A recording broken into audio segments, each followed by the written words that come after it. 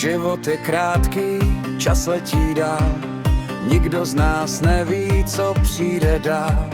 Včerejšek zmizel jak ranní dým, zítra je příběh, co nezná rým. Kolikrát říkáš až jednou snad, jenže ten okamžik nemusí nastat.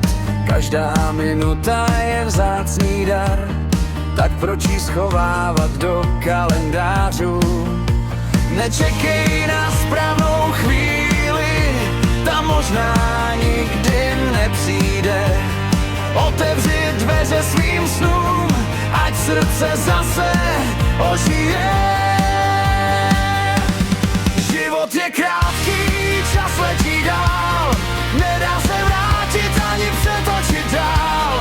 Tak nač pořád chceme čekat, pojďme žít, pojďme riskovat, smát se, padat, znovu stát, každý den naplno prožít a hrát, až jednou po nás spadne v ten čas, ať můžeme říct, stálo to za nás.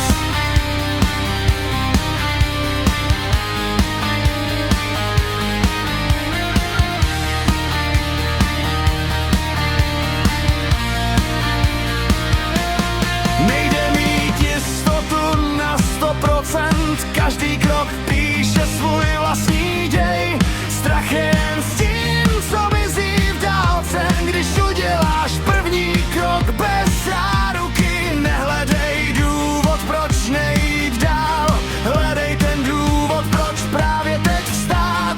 Protože si neumí čekat věčně, jen odvážní je mění ve skutečnost. Jednou se každý ohlédne zpět, co zůstane po nás v tom velkém světě. Nepočet dnů, co jsme přežili,